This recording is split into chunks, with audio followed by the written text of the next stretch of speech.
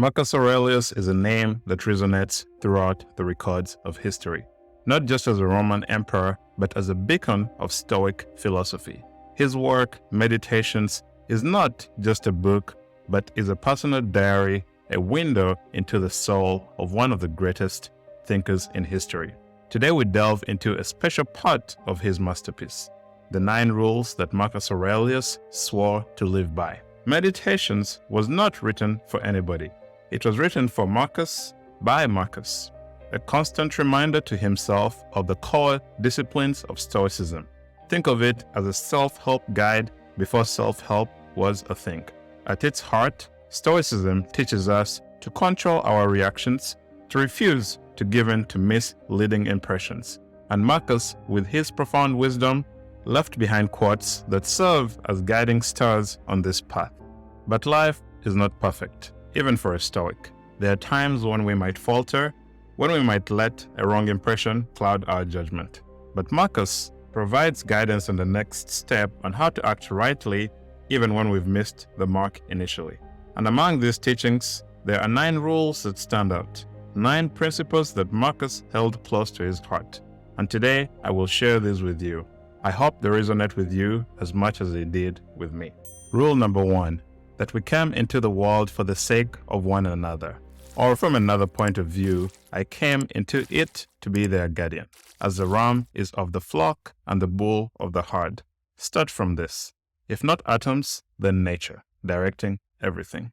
In that case, lower things for the sake of higher ones, and higher ones for one another. Universal reason is the idea that everything in the universe is interconnected, bound by a common thread. It's the force that governs all, ensuring harmony and order. Now, what does this mean for us? Simply put, it means that we are part of a greater whole. We aren't isolated beings, but rather pieces of a vast cosmic puzzle. This understanding naturally leads to a profound realization that we're here for each other. Just as the stars in the sky coexist in harmony, we too are meant to work together, to support one another, and to uplift each other. It's not just a philosophical idea, it's the very essence of our existence. Now let's consider our unique human trait, our rational faculties. While we all share this gift, some have honed it more than others. Those with a clearer, healthier mind have a responsibility, almost a duty, to guide and assist others. Think of it as a seasoned sailor guiding a novice through turbulent waters. But what if everyone possesses a sound mind? Even then, the principle remains unchanged. We are here for one another, to support, to guide, and to uplift. Marcus Aurelius, with his unmatched wisdom, encapsulates this beautifully in Rule 1, reminding us of our interconnectedness and our shared responsibility towards each other. It's a call to embrace our role in the grand tapestry of life, to be guardians and guides, just as nature intended. Rule 2, what they are like eating, in bed, etc. How driven they are by their beliefs, how proud they are of what they do. Rule 3, that if they are right to do this, then you have no right to complain. And if they aren't, then they do it involuntarily out of ignorance. Because all souls are prevented from treating others as they deserve, just as they are kept from truth unwillingly, which is why they resent being called unjust or arrogant or greedy. Any suggestion that they aren't good neighbors. Rule 2 prompts us to delve deeper into understanding people. It's not just about their actions, but the motivations and beliefs driving those actions. Think about it. When someone acts in a certain way, what is going on in their mind? What beliefs are they holding onto? How do they view themselves in the grand scheme of things? Rule 4, that you've made enough mistakes yourself. You are just like them. Even if there are some mistakes you avoided, you have the potential. Even if cowardice has kept you from those mistakes, or fear of what people would say, or some equally bad reason. Rule 5, that you don't know for sure that it is a mistake. A lot of things are means to some other end. You have to know an awful lot before you can judge other people's actions with real understanding. Rule 4 is a humbling reminder from Marcus to himself. Even though he was a Roman emperor and a dedicated practitioner of Stoicism, He acknowledges that he is not a Stoic sage. This self-awareness is crucial. It's a recognition that, like all humans, he is fallible and prone to errors. Not even Marcus is above mistakes. This brings us to an insightful observation. Many of us might have character flaws that remain hidden simply because they have never been tested. It's easy to believe that we are virtuous when our virtues have never been challenged. Marcus uses the analogy of loyalty in marriage.